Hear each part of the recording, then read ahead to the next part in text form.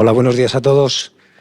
Bienvenidos a todos a la sede de Fundación. Mi nombre es Eduardo Gómez y soy el director de proyectos de Fundación Pons, y os quería dar la bienvenida en nombre de Fundación Ibercaja y de Fundación Pons del ciclo que estamos realizando sobre movilidad sostenible y ciudades inteligentes con Fundación Ibercaja. En este segundo ciclo queremos hablar, en este caso, de la gobernanza de las ciudades en materia de sostenibilidad.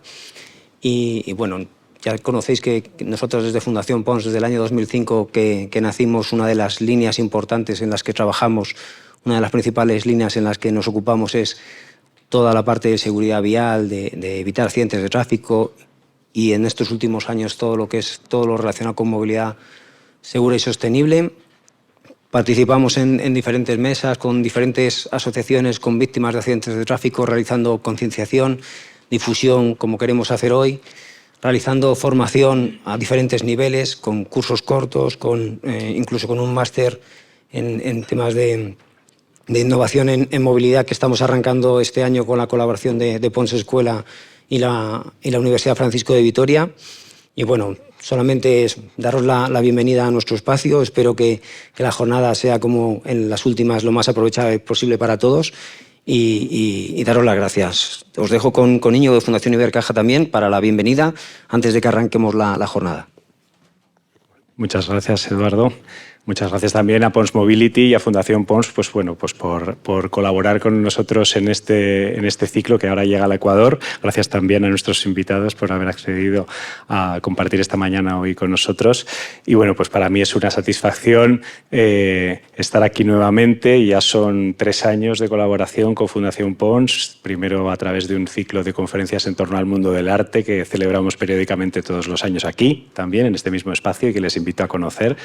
Y este año pues hemos querido ampliar esta colaboración con una serie de conferencias centradas en todos estos aspectos claves de la movilidad, que al final es un sector pues estratégico, muy importante para el país y que nosotros respaldamos. Nosotros al final somos una entidad, ya la conocen ustedes, con 148 años de historia, Fundación Ibercaja, y de alguna manera nuestro papel ha sido siempre el mismo, ¿no? Que es estar en aquellos puntos álgidos de debate que generan el debate dentro de la sociedad y poner los medios de alguna manera para que las personas que verdaderamente saben y conocen y están dentro de estos temas pues puedan debatir y puedan intercambiar impresiones y si Dios lo quiere, llegar a conclusiones acertadas y solventes, ¿no?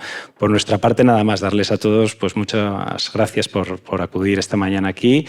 Y próximamente anunciaremos la tercera y última conferencia de este ciclo de mesas redondas. Muchas gracias.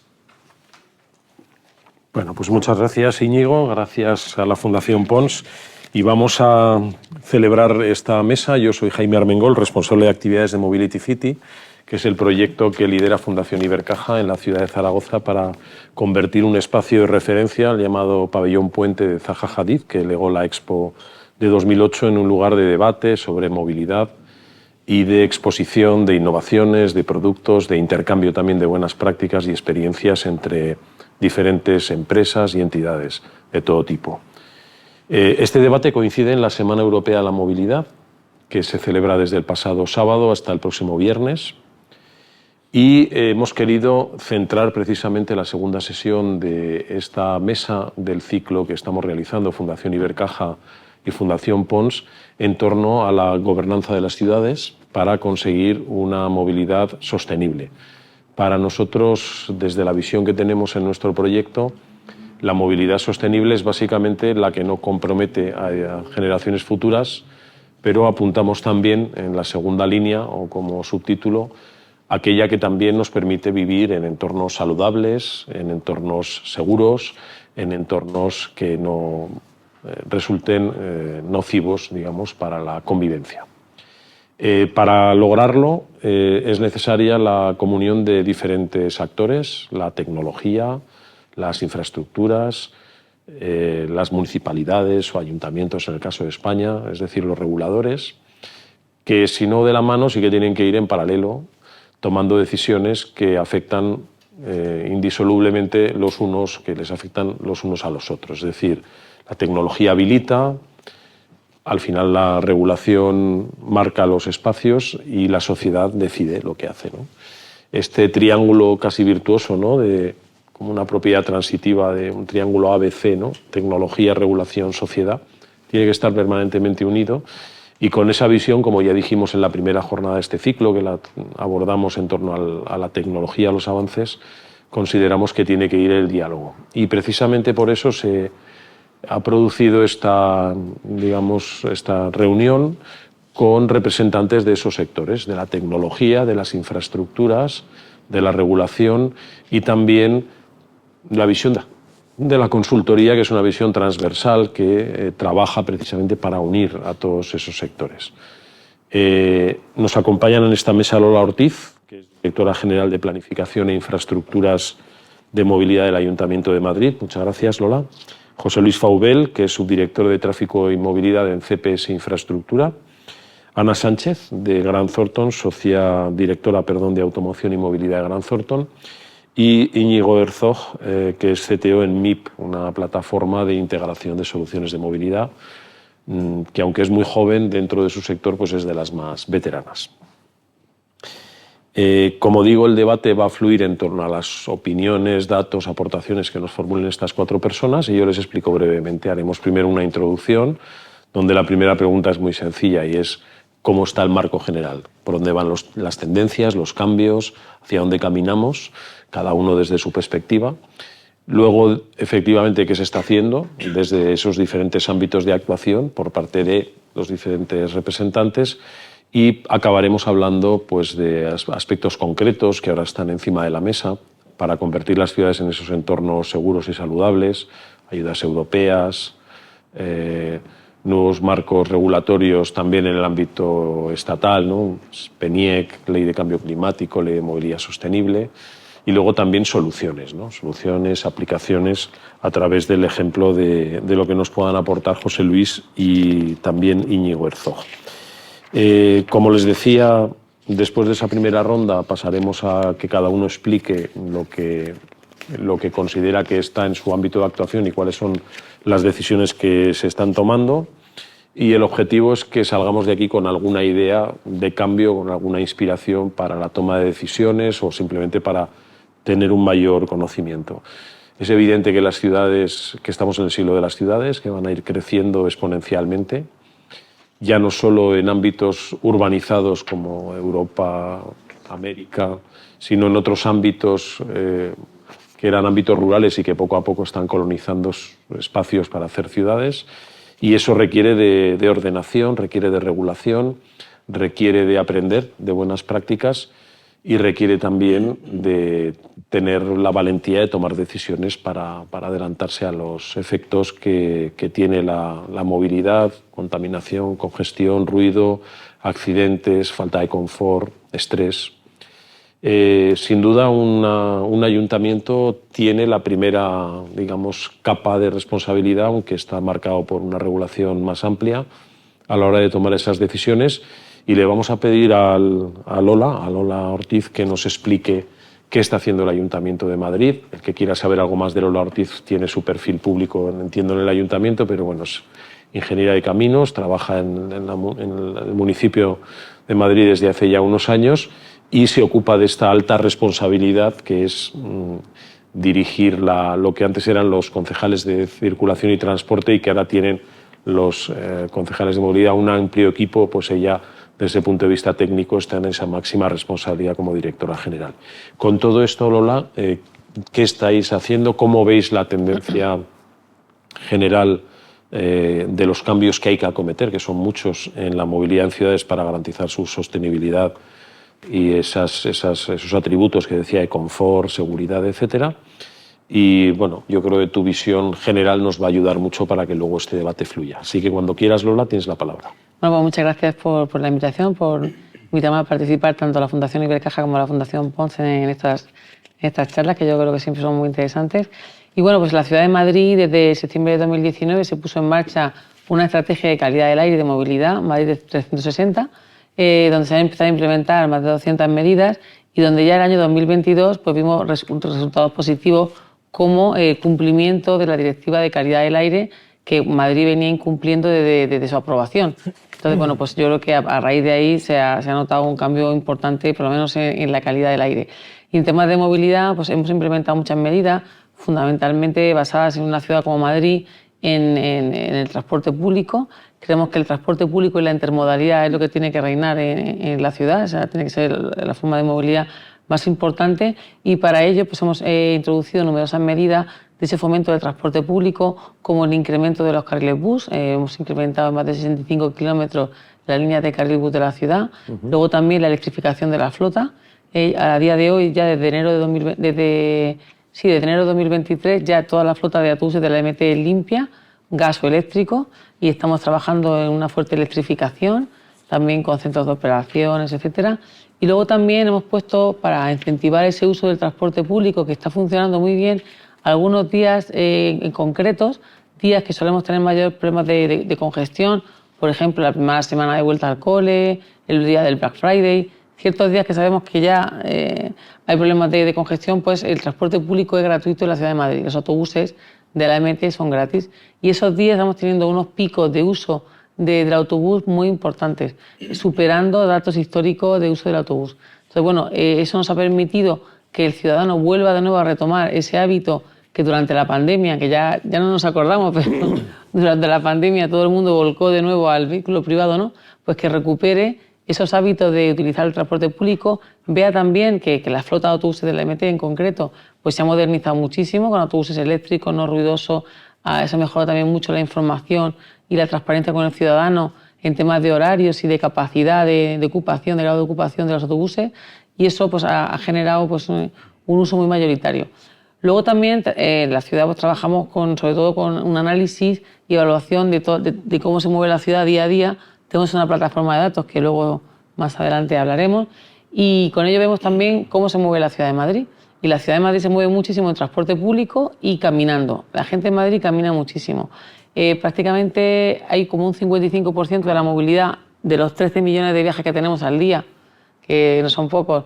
El 55% se hace en transporte público o caminando, prácticamente. Entonces, bueno, pues también estamos trabajando mucho en la mejora del espacio público, de ampliación de aceras, generar itinerarios peatonales, peatonalizaciones en la ciudad, que también están ayudando mucho a que se siga potenciando ese caminar, ¿no? que es una movilidad también muy sostenible, ¿no? Y luego también estamos trabajando con la bicicleta, como sabéis, con la expansión de Bicimar en todos los distritos de la ciudad. También hemos creado bastantes carriles bici durante esta legislatura, algunos carriles muy emblemáticos, como el carril bici de Castellana, en su primer tramo, General Perón, etcétera, ¿no? que también intentar dotar de una red ciclista, pero sí que estamos notando que, independientemente de ese esfuerzo que se ha hecho, pues esa movilidad ciclista cuesta, ¿no? que funcione en la ciudad. Entonces, bueno, estamos también trabajando para seguir potenciándolo. Y la idea es, bueno, pues que la gente cuando venga a Madrid se mueva fundamentalmente en transporte público y con todas las opciones de movilidad que hay en la ciudad, movilidad también compartida, car sharing, motosharing, patinetes, bicicletas, camines, pero que intenten venir lo menos posible en su vehículo privado, ¿no? Entonces, eso es lo que estamos trabajando, para que luego la gente de la ciudad pues tenga una movilidad más sostenible y pues genere menos congestión y menos contaminación. Y el objetivo del plan de movilidad es que en 2030 los niveles de congestión sean como los de agosto, que bueno, nos va a costar. Pero vamos, ahí estamos trabajando para que, de todas formas, desde la pandemia no hemos recuperado los niveles de congestión prepandemia, o sea que estamos como un 10% por debajo. Y esperamos, lógicamente, no recuperarlo. Estamos trabajando para que incluso se puedan reducir, ¿no? Pero, muy bien. O sea que nos has aportado ya una visión general, que es lo que yo esperaba, ¿no? Datos, urbanismo, decisiones en cuanto a interoperabilidad, intermodalidad en la ciudad, orientación, ¿no? Evitar los desplazamientos desde fuera hacia adentro con vehículos privados, movilidad peatonal, saludable. Para todo eso hacen falta infraestructuras, ¿no? Entonces, por eso también en esta mesa queremos ver cuál es la visión desde ese lado, ¿no? Precisamente en la primera jornada tuvimos también una parte para hablar de tecnología, hablando de infraestructuras, y se nos quedó una idea en la primera jornada, que fue el tiempo real, ¿no? Que la infraestructura conozca en todo momento qué está ocurriendo, quién está circulando, qué externalidades está provocando, y además que no solo lo conozca la infraestructura, sino que ésta lo pueda compartir con el usuario de la misma. Es decir, que al final el que conduce, el que transita por allí, pues pueda tener esa información. José Luis Faubel es subdirector de Tráfico y Movilidad en CPS Infraestructura. Seguro que lo que acabo de decir no le suena extraño, porque entiendo que estáis también en esa misma línea de trabajo. ¿Cómo veis desde el ámbito de la infraestructura en general, ya no solo el asfalto, que era un poco el concepto clásico de la infraestructura, cómo veis la aportación que se puede hacer desde tu sector a la movilidad sostenible? A ver, CPS es una... Bueno, gracias a la fundación, a ambas fundaciones por esta jornada, me parece muy interesante. CPS es una ingeniería, una consultora en el amplio espectro de la palabra de la ingeniería civil. Por tanto, sí, efectivamente hay departamento de infraestructuras, de ingeniería civil, arquitectura incluso, y el departamento de transportes y movilidad en el cual yo participo. Digamos que eso nos permite tener una visión transversal sobre toda la movilidad, ¿no? Desde el punto de vista, como decías, de la propia infraestructura y de la gestión de la misma, ¿no? Yo pienso que hay varias cosas a destacar dentro de las tendencias o en lo que nos deberíamos incluso fijar a la hora de aunar infraestructura y gestión de la misma o movilidad, ¿no?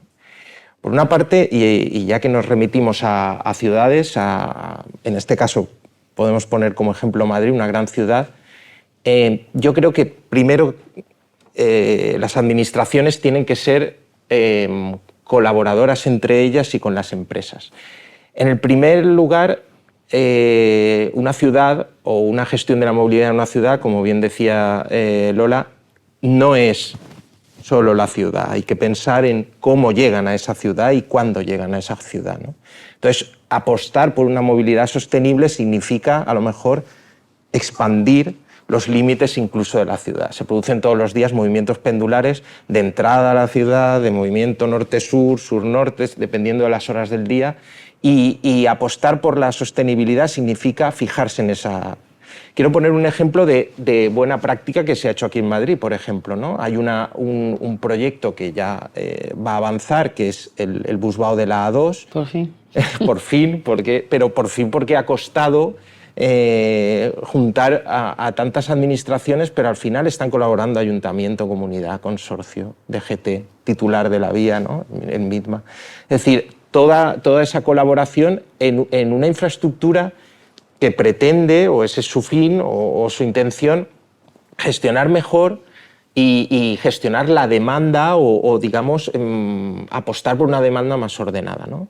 De cara a beneficiar así la movilidad sostenible en la ciudad. Pero hay muchas cosas que creo que podemos hablar, como los datos, la propiedad del dato, el saber compartir esos datos, la colaboración entre empresas privadas y administraciones públicas en eso, que el dato me parece fundamental, y todo lo que la movilidad conectada va a traernos también en un futuro, ¿no? Muy bien. Todo eso. Pues fíjate, me lo pones fácil porque voy a pasarle a Íñigo Herzog, CTO de MIP, la palabra.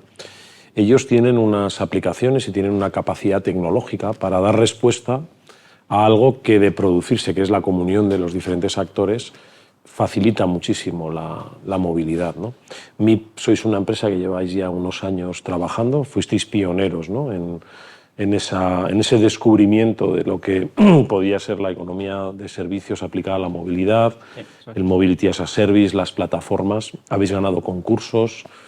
Recuerdo con Guillermo Campoamor, que bueno, llevamos mucho tiempo de relación con él, cuando ganó el concurso de Malta, premios europeos también. Pero lo cierto es que vuestra aspiración inicial, que era hacer esa super app, no una app, sino una super app que englobara todos los modos de movilidad y de alguna manera fuera el elemento central a la hora de que los ciudadanos pudieran decidir cómo se mueven, pues todavía no ha llegado, ¿no? Entonces la idea es quién le pone el cascabel al gato. Las plataformas deben ser de los ayuntamientos, deben ser de las empresas privadas, pueden convivir varias plataformas. Ahí sí que nos puedes tú aportar una visión donde Evidentemente impactáis también, que es el objeto de esta jornada, en la movilidad sostenible, porque hacéis más eficiente el uso de los medios desplegados, pero para eso necesitáis un marco de actuación que ahora no tenéis, creo yo. Bueno, como bien dices, nosotros hacemos de orquestador. Integramos modelos de transporte de todo tipo, desde transporte público, tranvías, autobuses, a transporte más orientado al privado. Nuevos modelos de movilidad de sharing, patinetes, bicis, motocicletas, taxis, DRTs, VTCs. Incluso integramos parkings y otros modelos que no son estrictamente movilidad, pero son anexos a la movilidad. Y bueno, pues tenemos una plataforma, lo que se conoce como movilidad como servicio, en la que un usuario puede planificar una ruta, puede reservar una serie de vehículos y puede pagar a través de la aplicación. Y nuestro ámbito de actuación, por un lado con la marca de MIP, que tenemos un ámbito bastante nacional, y luego pues este año tenemos retos de consolidar las marcas blancas que tenemos, porque también hacemos aplicaciones para ayuntamientos, para consorcios, para grandes operadores de transporte. Y bueno, nuestro reto ahora es mantener los proyectos que tenemos, que ya llevan unos años, como el de Malta que has mencionado. Tenemos uno muy parecido en Chipre, dos marcas aquí que hemos hecho para Alsa por un lado y para AENA. Tienen ámbitos un poco distintos, pero al final, bueno, sobre todo nacional, conexión parte urbana con aeropuertos para cerrar el círculo de la larga distancia, y con Alsa en ámbito nacional también operamos en Marruecos. Y este año, pues muy de la mano de la administración pública, hemos licitado, hemos ganado algunos concursos. Principalmente tenemos 3 proyectos este año, uno que hemos arrancado ya con el Consorcio de Transportes de Zaragoza. Yo creo que acabaremos integrando toda la movilidad de Zaragoza. Otro muy parecido en Galicia, también con el Consorcio de Transporte, que en este vamos en colaboración con Masabi, que es un gran actor de pagos y de ticketing. Y luego, bueno, una colaboración que está en definición con la MT para darle un empujón, sobre todo a la parte de integraciones del proyecto de Mobility 360. Entonces, sí que vivimos entre esa parte pública y esa parte privada, y hacemos un poco de agregador. No nos gusta llamarnos agregador, pero en parte disponibilizamos la oferta en tiempo real y planificamos rutas, sobre todo de cara a la intermodalidad, ¿no? Que ha comentado Lola, que es bastante, luego hablaremos de la intermodalidad, que es un concepto bastante interesante y que es clave dentro del objetivo de sostenibilidad. Claro. Lo que ocurre es que el usuario lo que parece ser que no quiere y rechaza, y vosotros lo habéis vivido en primera persona, es loguearse 20 veces, quiere una aplicación, no quiere 20, dejar su tarjeta de crédito con 20 rastros, etcétera.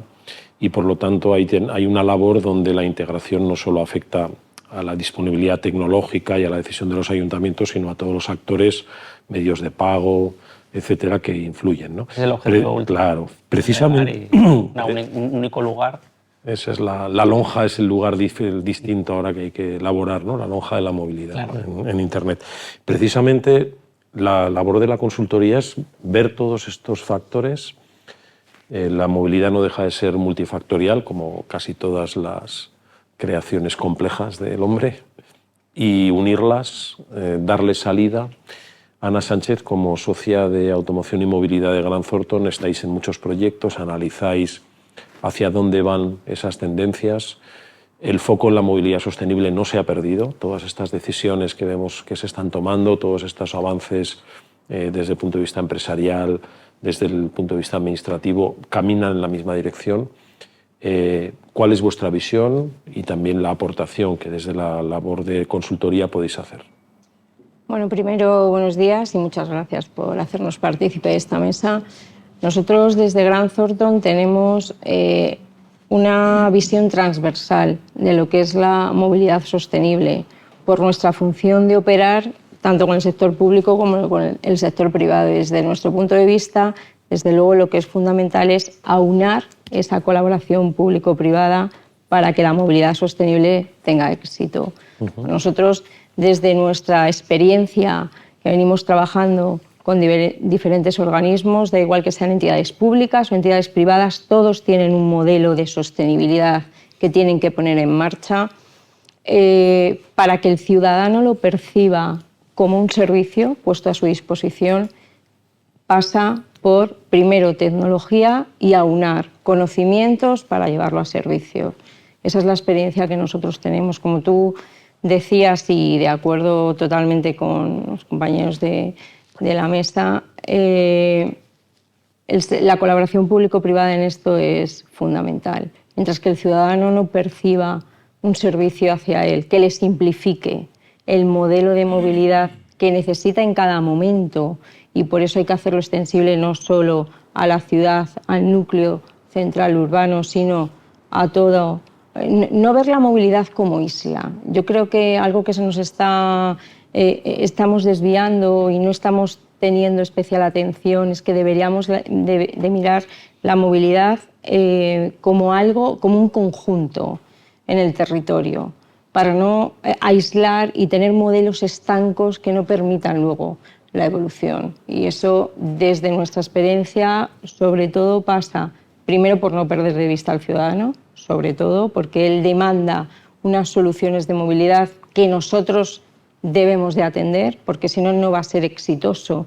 Mientras que el ciudadano no lo vea como un servicio puesto a su disposición, la movilidad sostenible tendrá una normativa, se pondrá tecnología, se harán muchísimos esfuerzos, pero al final el consumidor de la movilidad lo tiene que entender como tal. Y quizás ahí deberíamos de tomar también, hacer una reflexión en cuanto a cuáles son las necesidades, no aislar y desarrollar modelos estancos, sino que permitan esa evolución basada sobre todo en tecnología, porque eso es, bueno, lo hemos dicho varias veces en esta mesa ya en los primeros minutos, y sobre todo en esa colaboración público-privada, porque ya se tiene mucha experiencia en el sector privado, se han hecho muchas inversiones, se tiene muchísimo conocimiento y se tiene muchísima información. Desde la parte de la normativa y las soluciones privadas, creo que el entendimiento va a hacer que la movilidad sostenible tenga futuro. O sea, es que tenemos que hacer una movilidad sostenible con futuro, no para hoy, sino para mañana. Correcto. Volvemos a Lola. Lola, la movilidad ofertada en las ciudades era bastante inelástica. Líneas de autobús que tienen un trazado, una frecuencia, una disponibilidad. Taxistas licenciados con permiso para coger clientes en la calle. Segmentación de usos del espacio público, por aquí van los coches, por aquí van los peatones. Todo esto está cambiando. Se va a hacer una movilidad más flexible. Yo creo que metafóricamente lo de las calles de plataforma única es el ejemplo, ¿no? Todo está mezclado y eso significa que cambian las reglas. Por donde iban los coches podrán ir los peatones, donde estaban los taxistas hay VTCs, donde estaba ese transporte rígido va a empezar a haber transporte bajo demanda. Las aplicaciones van a permitir que los usuarios se oferten servicios entre sí, el Wallapop de la movilidad está llegando también. Tengo sitio, vente conmigo, etc. El papel de la administración es muy importante y más en una ciudad como Madrid con esos millones de desplazamientos, has hablado de 13 millones de desplazamientos diarios. Nos has hablado antes, nos has apuntado de interoperabilidad, nos has apuntado muchos elementos, ¿no? Datos, etc. ¿Cuál sería para vosotros el punto crítico que hay que vencer para que esto que está surgiendo, no por generación espontánea, pero que está surgiendo, esa flexibilidad en la movilidad, se imponga desde un punto de vista ordenado, con un control también lógico y necesario por parte de la Administración? ¿Dónde están esos nudos, ¿no? Esos puntos críticos? ¿Y cuál sería para ti el elemento central de las decisiones que hay que tomar? Interoperabilidad, datos. ¿Con cuál te quedarías y en cuál crees que hay que actuar? Bueno, los datos son fundamentales, ¿no? Para el análisis y la planificación. Si no tienes la información de cómo se mueve la gente, de dónde se están generando esos flujos de movilidad, de qué forma se mueve de un distrito a otro, por la mañana, en hora punta, etcétera, pues yo creo que la información es fundamental para la toma de decisiones. Y luego el tema de esta flexibilidad que se está generando, por otro lado, choca con las peticiones de algunos grupos, ¿no? De asociaciones, por ejemplo, de los ciclistas, que quieren carriles bici segregados en exclusiva para ellos. Hay otros ciclistas que no, que quieren carriles compartidos. Luego también tenemos el tema de la seguridad vial, que también es fundamental, ¿no? La velocidad la ciudad. Se está trabajando muchísimo en un calmado general de la velocidad en todas las ciudades, en concreto en Madrid, ya desde que se aprobó la ordenanza de movilidad, todos los carriles, en todas las calles de 2 carriles por sentido, el carril derecho es un carril de 30 km/h. Ahora tenemos que conseguir que se cumpla esa velocidad, porque con esa velocidad sí que se puede dar una realidad de compartir ese carril, ¿no? Es mucho más sencillo si la gente va a 30 km/h, porque puede ir una bicicleta, puede ir un patinete y nadie se molesta. Pero, lógicamente, con las velocidades que tenemos a día de hoy, pues es bastante complicado compartir ese carril, ¿no? Entonces, bueno, pues ahí tenemos... luego también pues, tenemos que analizar un poco el comportamiento de los ciudadanos, ¿no? Nosotros estamos invirtiendo, como he comentado antes, en carriles bici, segregados, etcétera, y la gente en Madrid pues, le cuesta, puede ser por muchos motivos, por la falta de conectividad, por el relieve, por la climatología, por la idiosincrasia, pero lo que sí que vemos es que sí que se está potenciando muchísimo la movilidad peatonal y, sin embargo, la movilidad ciclista, independientemente de los esfuerzos que están haciendo, pues no acaba de arrancar ahora mismo. Luego, a lo mejor, en unos meses, estamos continuamente evaluando, ¿no? Tenemos una plataforma de Big Data, estamos continuamente evaluando, pero sí que hemos visto eso, un incremento muy exponencial de la movilidad. De hecho, la movilidad en julio y en agosto, respecto a julio y agosto del año pasado, se han incrementado casi en un 10% en la ciudad de Madrid, cuando está todo el mundo de vacaciones. O sea, que se nota que la ciudad está teniendo un tirón turístico y de actividad muy importante, que se ve reflejado al final en términos de movilidad, ¿no? Entonces, bueno, también estamos trabajando en un plan de movilidad turístico. Creemos que también hay que ver la capacidad que tiene la ciudad pues, para dar servicio a esas necesidades que están apareciendo ahora, tanto de autobuses turísticos como de nuevos modos. Pues también vemos por ahí los tuk-tuk y otro tipo de movilidades, ¿no? que van apareciendo. Entonces, bueno, pues también estamos trabajando en ese sentido. Yo creo que es muy importante estar analizando y evaluando cómo las diferentes medidas se están comportando, ¿no? Y bueno, yo creo que seguimos trabajando muchísimo en eso, en potenciar. Creemos que el transporte público de calidad es muy importante y la intermodalidad, también ofrecer todos los modos. Creemos que es mejor ofrecer, que cada persona elija en cada momento qué necesita en lugar de prohibir. O sea, creo que es mucho mejor tener una oferta amplia. Por ejemplo, desde mi punto de vista, lo que ha hecho París de prohibir el patinete compartido, pues es otro modo más, que si lo controlas, si lo tienes ordenado y respetuoso, pues puede funcionar, también da un servicio en trayectos de pequeño recorrido que también puede ser beneficioso, ¿no? O sea, y es mejor que vayan en patinete que no que vayan en vehículo privado. O sea, claro. Pasa que comentas el ejemplo de París y es cierto que en París se ha limitado, pero si alguien dice que tenía el patinete comprado o adquirido antes de la prohibición, puede seguir utilizándolo. No, lo puedes utilizar privado, lo puedes comprar. Claro. No hay empresas de movilidad compartida. Efectivamente. Entonces, al final también no deja de ser una contradicción, efectivamente, porque está generando una cierta discriminación, ¿no? entre los usos de movilidad frente a otras ciudades. Gracias, Lola. Para que todo eso ocurra, hace falta, lo decía antes, esas infraestructuras. Se ha planteado en los últimos meses, 2 años, un debate cada vez más encendido sobre cómo deben ser las licitaciones, porque gran parte de las infraestructuras de transporte y comunicaciones dependen de la administración de una u otra manera, aunque puedan llegar a ser privativas, no todas son públicas.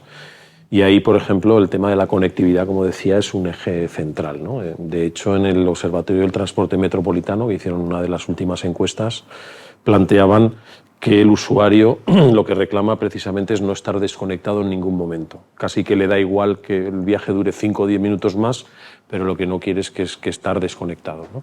Es decir, una utilización del tiempo mientras se utilizan las infraestructuras adecuada, y en este caso la conexión es la circulación del conocimiento al final, ¿no? ¿Creéis que la Administración os está poniendo fácil esa tarea desde el punto de vista de esas licitaciones? ¿Se está teniendo en cuenta este factor? ¿Hacia dónde va vuestra preocupación como gestores de infraestructura? Yo creo que la primera de las cuestiones es apostar, que se apueste por gastarse dinero en la planificación, en el momento planificación, ¿no?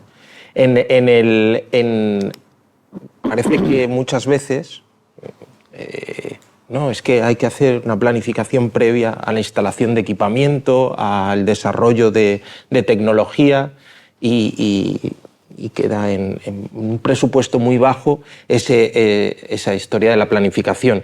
Si hay un presupuesto bajo, no se puede hacer una potente planificación. Yo creo que es un aspecto fundamental. Y es un aspecto fundamental porque de ahí va a derivar la buena elección del equipamiento, la buena elección de la tecnología, las sinergias que se puedan producir entre ellas y por tanto el éxito del modelo que queramos decir. Es decir, lo primero, apostar por la planificación. Lo segundo, en las empresas creo que tenemos que tener la obligación de estar al tanto de las novedades tecnológicas, de apostar por la innovación, por la investigación y hacerlo, yo diría, de una manera bastante común. Esos proyectos que unen a muchas empresas, porque eso evitará lo que ha pasado hace años. Comentaba antes una anécdota, cuando se empezó a hablar de la Smart City, igual hace 15 años o algo así, yo recuerdo un congreso donde, no voy a decir nombres, llegaba yo al congreso y entonces aparecían distintas empresas que presentaban su plataforma de Smart City exitosa, única, la mejor, con este estándar, con esta tal.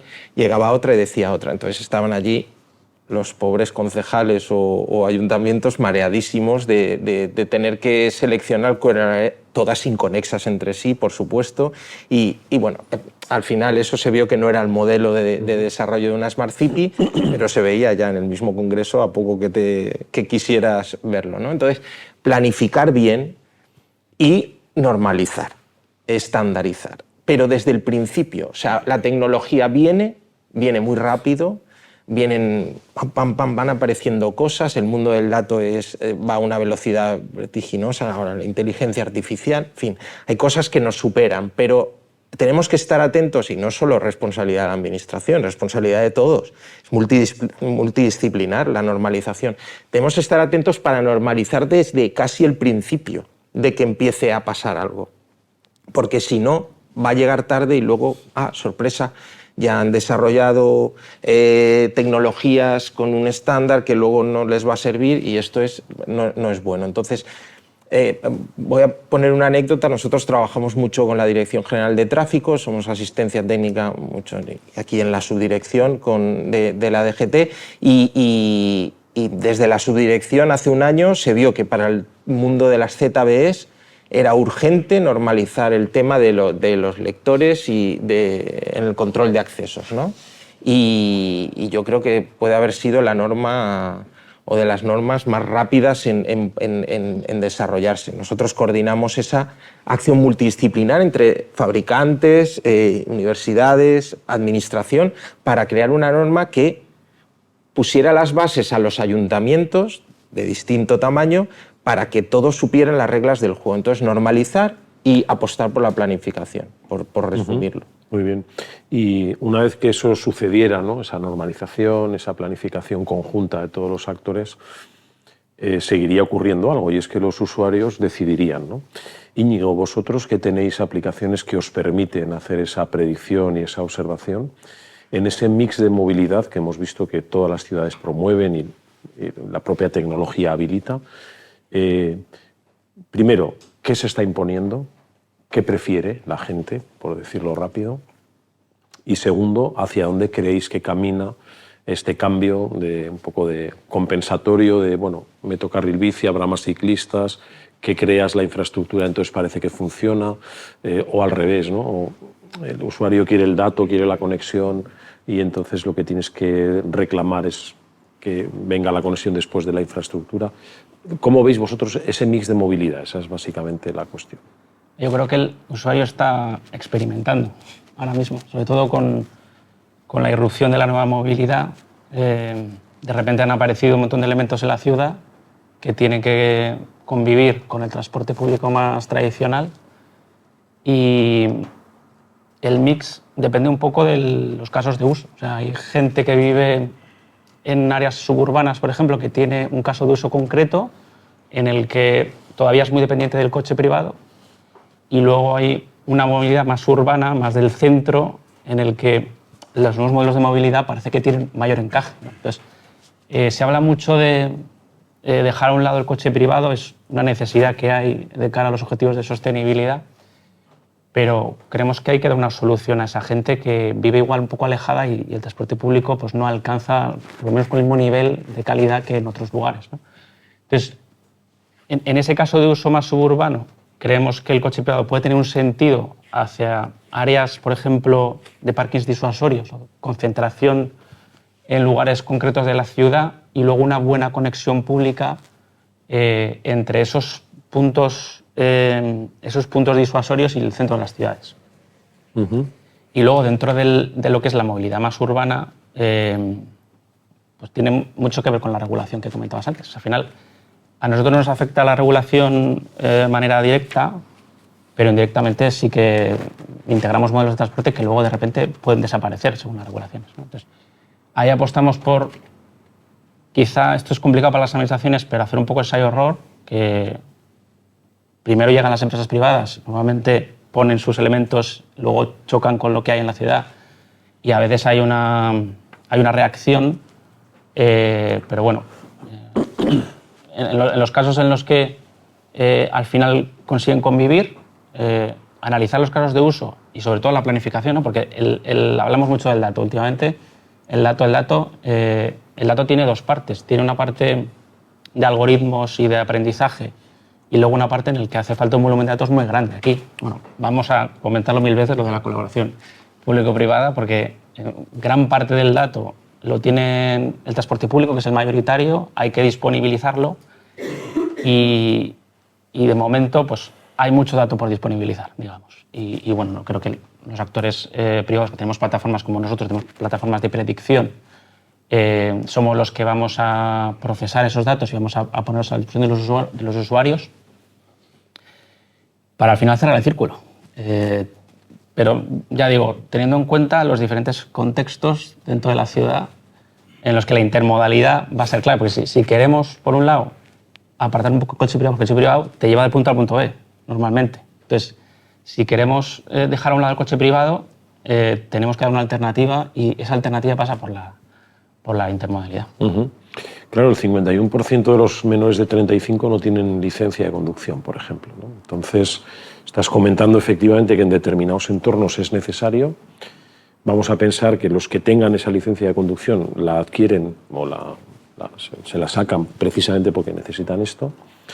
Hay muchos datos de este tipo que se pueden cruzar y se pueden manejar para planificar, pero yo le quiero preguntar a Ana, desde la observación que tenéis vosotros, esa visión un poco panorámica, ¿no? Desde la atalaya de la consultoría, ¿cuáles son las tecnologías en este momento? Big Data, el IoT, la inteligencia artificial, ¿no? De la que estamos hablando mucho, que podrían permitir, siendo implementadas, una adecuada toma de decisiones para conseguir una movilidad sostenible. En el sentido tecnológico, las tecnologías que hay actualmente todas son válidas para de acuerdo qué cosa. Lo que tenemos que ser capaces es de aunar esa tecnología con la infraestructura y con el vehículo. Vehículo en el más amplio sentido de la palabra. Me da igual patinete, que bici, que coche. Pero esas tecnologías precisamente están a disposición para hacer un ecosistema de movilidad sostenible. Y lo que tenemos que ser capaces es de utilizar esas tecnologías, primero, como decían, normalizándolas. Datos hay por todas esas tecnologías que tenemos, por todas las inversiones que se han hecho público-privadas en diferentes plataformas, por todos los servicios de movilidad que tenemos en marcha. Datos hay, pero los datos se analizan de forma cápsula. Mi plataforma, con una tecnología impresionante, pero yo lo analizo en modo cápsula, hago mis inversiones y sigo haciendo mis inversiones para evolucionarla, analizando solo lo que yo tengo y lo que yo puedo optar a tener por los usuarios que tenga, por el tipo de movilidad que tenga. Me da igual aquí si estamos hablando de la administración o estamos hablando de empresas privadas, pero todos nos dedicamos en nuestro mini ecosistema a analizar con esa tecnología, que además es imparable, que evoluciona a un ritmo mucho más rápido que lo que estamos evolucionando. O sea, la tecnología va por delante a la normativa, a la movilidad, al ciudadano. O sea, se dejan de lado todos esos variables que tendrían que formar parte del ecosistema para aunarlo y dar una solución de verdad de movilidad con un ecosistema inteligente, Claro. pero además dotado de las diferentes tecnologías. Es que esto no es una cosa o la otra. Esto, o sea, la movilidad sostenible de éxito tiene que ser un conjunto de variables, de diferentes tecnologías, en una única plataforma que forme un ecosistema de movilidad donde la movilidad además no tenga fronteras. O sea, tiene que ser un ecosistema global para esa movilidad interurbana, para facilitar al usuario que tenga la movilidad necesaria en cada momento. No consiste en el vehículo privado se usa probablemente porque el ciudadano no tenga otra forma, o si la tiene, no es capaz de visualizarla como una solución para él, porque una parte de esta movilidad está en una plataforma y otra parte de otra movilidad está en otra. Entonces, esa intermodalidad basada en diferentes plataformas, con diferentes tecnologías, con sistemas no homogéneos y datos muchísimo menos, es lo que, si no avanzamos y esa barrera no la pasamos, la movilidad sostenible Claro. va a tardar en llegar. Además, que la evolución de la infraestructura, de las inversiones y de la tecnología sigue imparable. Claro. Con lo cual, es un momento que van a distinto ritmo. Y ahora voy a volver a la administración local, Lola, porque claro, el dato hay que recogerlo, hay que jerarquizarlo, hay que explotarlo, y vosotros tenéis muchos datos. Y no solo tenéis muchos datos, sino que tenéis boletines oficiales que marcan determinados límites, ¿no?, para ver qué se hace y qué no se hace con esos datos. Si realmente vamos a esa datocracia en movilidad, ¿no?, una especie de democracia donde todos podamos decidir en torno al dato, hay que disponer, como decía, de él después de obtenerlo y una vez jerarquizado. Madrid es una ciudad abierta, ¿no? Va a haber un Open Mobility Data en Madrid. Eso ya existe. ¿Cómo Ya se está. accede a él? ¿Cuáles son los problemas que están bueno, encontrando? están datos abiertos del Ayuntamiento de Madrid, está toda la información de aforos, de semáforos, de espiras, está toda la información ya en abierto. De hecho, las empresas las consultan y lo utilizan para sus estudios. Y cuando existe ese dato y está puesto a disposición y estamos viendo que todavía falta engranarlo, ¿no?, en el sistema, ¿cómo el ayuntamiento puede ayudar a que eso ocurra? Bueno, nosotros tenemos una plataforma de uso interno donde efectivamente cogemos toda la información que tenemos nosotros, el consorcio de transporte, AEMET, la DGT, etcétera, y aparte también cogemos telefonía celular que tenemos que comprar, porque eso no está en abierto, totalmente anonimizada, por supuesto, y con eso pues tenemos una plataforma de datos que nos permite pues evaluar y analizar día a día cómo se mueve la ciudad, cómo va evolucionando y cómo se van generando esas tendencias que comentaba antes, ¿no? Cómo cada vez más la ciudad de Madrid tiene un porcentaje mayor de movilidad sostenible, la gente se está moviendo más en transporte público y caminando que en otros modos, etcétera, ¿no? Bueno, y el resto, toda la información que nosotros recopilamos la ponemos siempre en datos abiertos, siguiendo las normativas y las directivas europeas que están en vigor. Nosotros no normalizamos los datos desde el ayuntamiento, se normalizan a nivel europeo y a nivel estatal, y bueno, pues eso ya es un tema que se escapa a la competencia del Ayuntamiento de Madrid. O sea que nosotros sí que cumplimos en ese sentido toda la directiva normativa que hay de transparencia y de compartición de datos, y en ese sentido estamos trabajando. Pero vamos, que nosotros también tenemos que comprar datos de telefonía celular, cogemos también información de GPS, etcétera, de los vehículos, para poder tener una información mucho más detallada, más capilar, por distrito, por modo, por franja de edad, para poder luego implementar esas políticas. Correcto. Quiero volver sobre la infraestructura y haceros una pregunta concreta. En la Ley de Movilidad Sostenible, que quedó in albis en el procedimiento porque se quedó sin aprobar en el Congreso, vamos a ver lo que ocurre ahora, si ese anteproyecto puede salir adelante o no sale adelante, pero sí que había un apartado claro que yo creo que además estaba perfectamente marcado un poco por las tendencias regulatorias en Europa, que es analizar muy bien el stock de infraestructura existente y hacer una buena memoria económica de las infraestructuras nuevas que se creen. ¿Cómo estáis viendo ese tema vosotros a la hora de tomar decisiones para ir a licitaciones? ¿Creéis que se está haciendo un adecuado uso tanto de los fondos públicos como de las capacidades privadas para hacer una renovación de la infraestructura adecuada? Yo creo que tiene que ver mucho esa renovación de la infraestructura, esa apuesta por nuevas infraestructuras, con lo que venía diciendo, ¿no? Con ver una planificación global y no, como apuntaban aquí, no considerar la movilidad como islas dependiendo de la administración que la gestiona. Si no lo vemos como global, cualquier inversión será puntual por el sitio en el que pasa, sin tener en cuenta el origen y el destino. Entonces, yo creo que hay que planificar, pensarlo muy bien, perdón que insista con el tema, pensar muy bien en qué infraestructuras son las que hay que abordar, optimizar mucho la capacidad. Al final la movilidad es la lucha entre oferta y demanda, entre capacidad y flujo, ¿no? Vehicular o del modo que sea, ¿no? Entonces, pensar y estudiar muy bien la capacidad que se necesita, cómo optimizarla, cómo puedo llegar luego, no solo conservando las infraestructuras, sino gestionándolas de una manera óptima, cómo puedo aprovechar todo el espacio para que las infraestructuras sean lo más útiles posibles. Yo creo que eso es lo fundamental. Yo creo que sí que se está apostando por una visión desde las distintas administraciones de ver las necesidades reales, no a golpe de kilómetro de autovía que se hacía en el pasado, ¿no? Porque había que comunicar o duplicar infraestructuras. Ahora se piensa muy bien. Yo no estoy de acuerdo en absoluto. Siempre ha habido planificación en las administraciones públicas. Sí. Vamos, hay planes directores. Lo que pasa es que a veces el dinero, los fondos europeos, vienen destinados a determinadas infraestructuras, independientemente de lo que necesita un país. Entonces se tiene que invertir en elementos que a lo mejor no son los deseables, pero planificación hay en todas las administraciones. Sí. No estoy totalmente, no estoy de acuerdo contigo en absoluto. Pero no podemos obviar que, por ejemplo, se han hecho infraestructuras, no a nivel urbano, me refiero más a nivel interurbano. Yo hablo a nivel de país, a nivel de país. Pero se han hecho a nivel de país a veces infraestructuras que duplicaban la capacidad en unos recorridos que luego no han tenido éxito, por ejemplo las radiales. A veces las previsiones no se ajustan a la realidad del momento y la sociedad va evolucionando.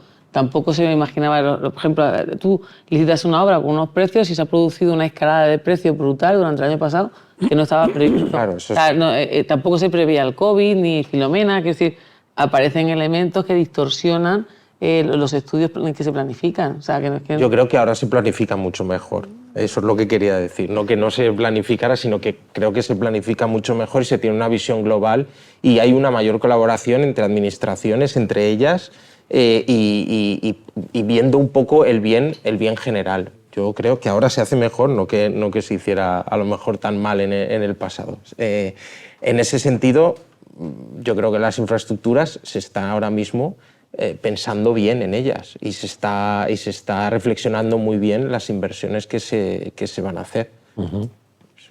Muy bien, pues muchas gracias. Íñigo, volvemos a la parte tecnológica, a la parte de disponibilidad. Se ha mencionado, y también se lo plantearé luego a Lola, varias veces el tema de la interoperabilidad y la intermodalidad, ¿no? ¿Qué es lo que falta para que no fluya más esa falta de conocimiento por parte de los usuarios? Falta una adecuada oferta público-privada, que se entienda comunicación, que se comprendan los diferentes modos de transporte. Falta formación, que también puede ser otro factor. ¿Cuáles son los elementos que están lastrando la interoperabilidad objetiva usada al máximo de su rendimiento por parte al final de los usuarios, que son los que tienen que utilizar los medios? Bueno, primero que la oferta esté digitalizada, que es como la base, ¿no? Es verdad que las empresas de sharing ya nacieron digitalizadas, pero hay otros modelos que tienen que tener una plataforma donde disponibilizar su oferta. Por ejemplo, los parkings. Grandes superficies existen y tienen digitalizada la oferta, pero pequeños parkings, que hay muchos en Madrid, por ejemplo, pues no tanto. Y igualmente el transporte público, conectar con determinados sistemas es a veces más complicado que con empresas que son muy recientes, ¿no? Después de la digitalización está el tiempo real. necesitamos la información, no solo necesitamos la información, sino que también la necesitamos, ¿qué es lo que está ocurriendo ahora?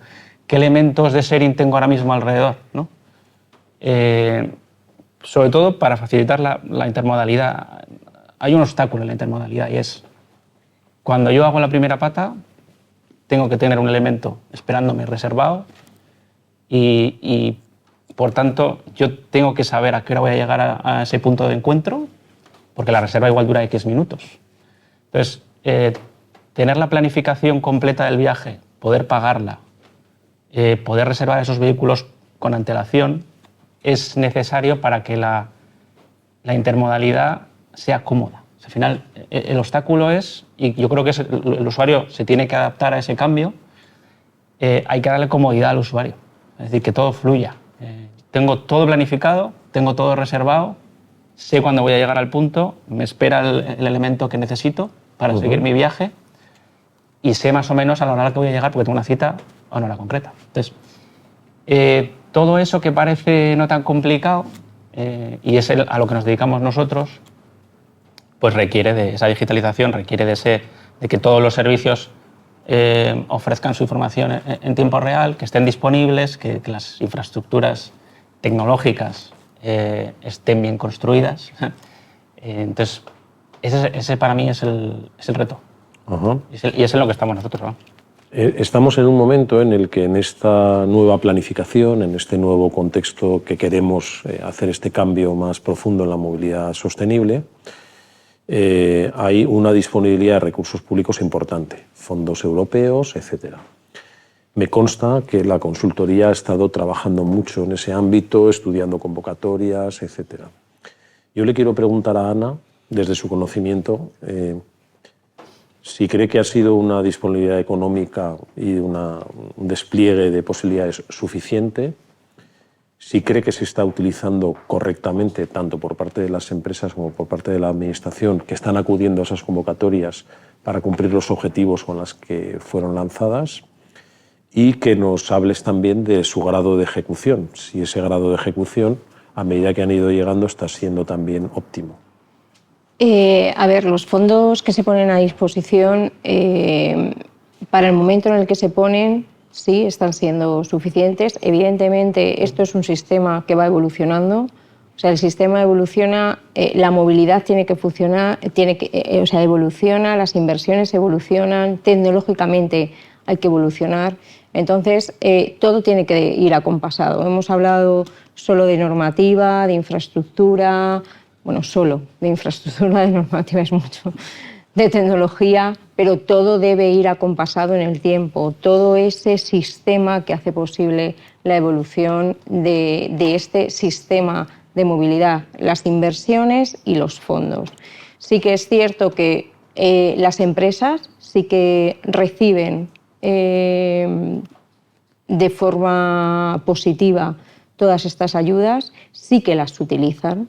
Y sí que está habiendo una distribución de fondos adecuadas que no debe de parar porque el sistema evoluciona y como tal tiene que seguir ese sistema de ayudas y esos fondos, igual acompasando toda esta necesidad de inversión que se hace, es necesario. ¿Alguna convocatoria que te haya llamado particularmente la atención porque haya sido más efectiva o porque realmente se haya desplegado de manera más sencilla? Bueno, sencillo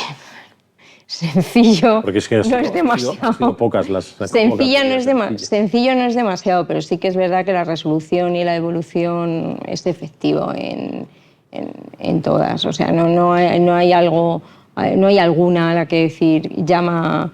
Es verdad que no son fáciles, que te tienes que rodear de expertos y tienen que hacer que esas convocatorias sean presentadas por expertos. Nosotros en nuestro caso nos dedicamos muy a fondo a esto porque sabemos la importancia que tiene para las empresas el luego que sea satisfactorio y les sea reconocido esa inversión para obtener esas ayudas. Salvando eso, creo que está teniendo por ambas partes buena aceptación y buen recorrido, se están llevando a cabo de forma bastante aceptable para lo difícil que es esa gestión, que es muy complicada. Por eso es muy importante que las empresas sean conscientes de que para optar a esos fondos tienen que hacerlo a través de empresas que realmente estén pues, en el mundo de esta implementación de ese sistema y estén además en constante, porque esto parece que presentar una ayuda es simplemente cumplo con los requisitos y presento una ayuda. No, hay un antes, hay un análisis, hay un informe de situación, hay que presentar de acuerdo al sistema y luego hay que ver la evolución del mismo y hacer un seguimiento para estar seguro de que eso se va a conseguir. En un caso como el Ayuntamiento de Madrid, Lola, estas ayudas os han contribuido a que los objetivos que tiene renovación de flotas, mejora de infraestructuras, urbanismo, han contribuido, están contribuyendo, y yo te diría lo suficiente a que se produzca el objetivo? Bueno, en realidad los fondos Next Generation, que son los que nos hemos podido presentar, van muy condicionados a una serie de proyectos con una fecha muy limitada, que o tienes ya los proyectos prácticamente en ejecución o era totalmente imposible conseguir la ayuda, con lo cual nosotros ya tenemos todo planificado y las ayudas que nos han dado, que además estaban limitadas por población, con lo cual estaba limitado independientemente del número de proyectos y de inversiones que tuvieras previstas y de la necesidad que tenga la ciudad en concreto para un tema u otro, estaba limitado a la tipología, al plazo y encima a la población. Pues nosotros hemos conseguido el máximo que podíamos conseguir con todas esas limitaciones, porque ya tenemos todos los proyectos planificados con presupuesto del ayuntamiento. Entonces, bueno, lo que sí nos ha venido bien es que pues, nos han dado esos fondos, bueno, nos los darán cuando vayamos ejecutando, y bueno, pues hemos aprovechado ese dinero, y ese dinero que ya lo teníamos previsto para esos proyectos, pues lo utilizaremos en el resto de proyectos que también tenemos planificados, ¿no? Entonces, bueno, nos ha venido bien en ese sentido. Pero realmente yo creo, y vamos, por poner un punto en negativo, estas ayudas no han sido un motor que genere una nueva tecnología, una novedad o una innovación, sino que era imposible porque tenías una limitación de plazos, de fechas, de licitaciones, que era imposible que tú pudieras aportar algo nuevo. O lo tenías previsto o no cogías la ayuda. Luego también, por ejemplo, las convocatorias de zonas de bajas emisiones, salvo 14 ciudades que creo que son las únicas que han implementado la zona de bajas emisiones, ha sido un poco fracaso, ¿no? Porque estaban enfocadas en la implementación de la Ley de Cambio Climático y Transición Ecológica, de que las ciudades de más de 50.000 habitantes implementaran sus zonas de bajas emisiones, y de las 151 que tenían posibilidad, pues solo hay 14 que a día de hoy tienen una zona de bajas emisiones en España. O sea que, bueno, sí, tiene claroscuros.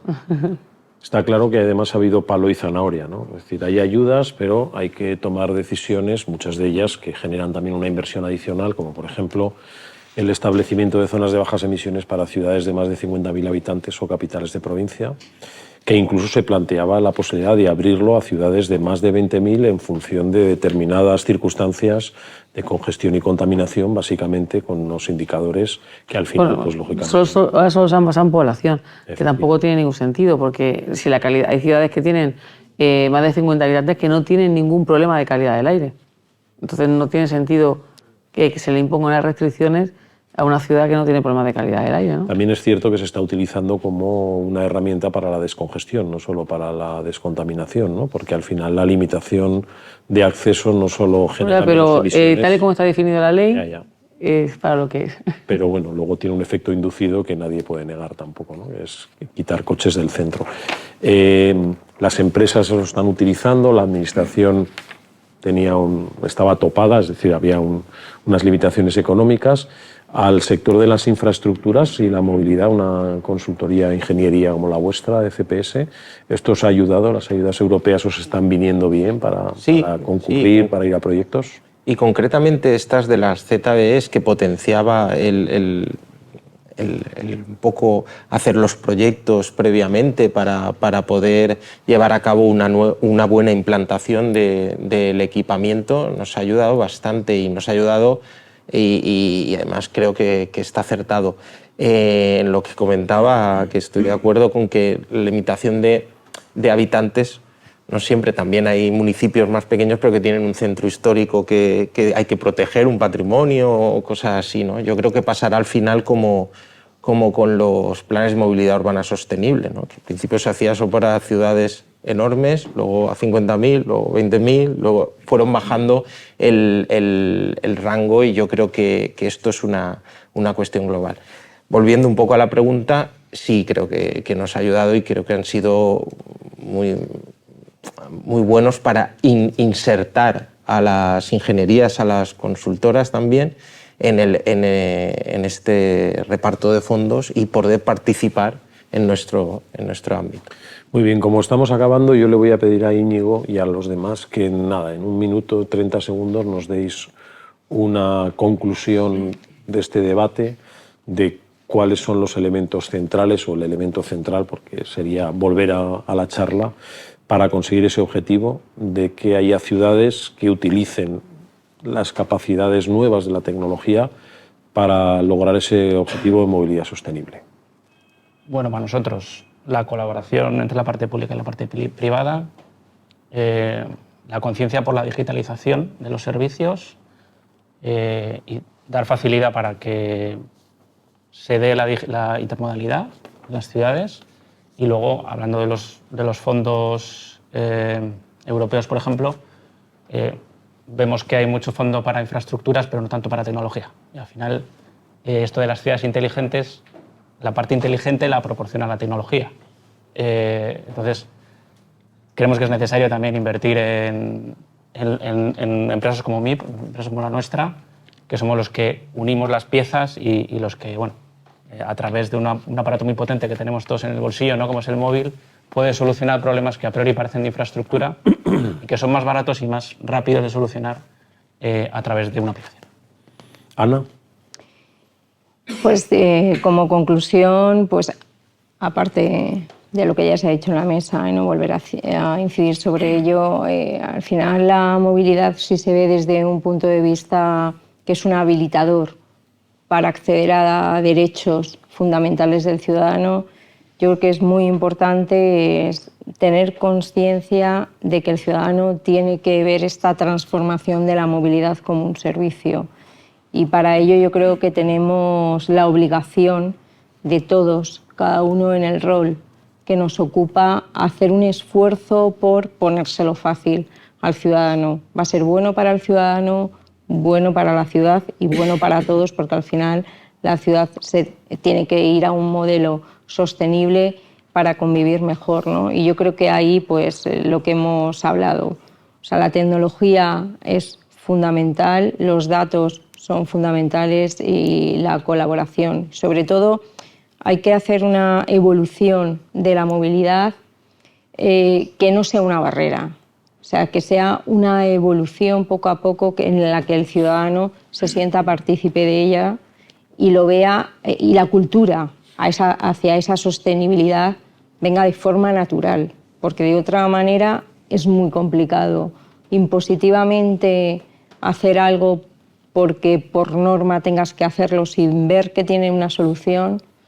Es imposible, y eso pasa, pues, colaboración público-privada, digitalización, transformación cultural, crear un ecosistema de movilidad con todos los actores involucrados y sobre todo teniendo en cuenta al ciudadano.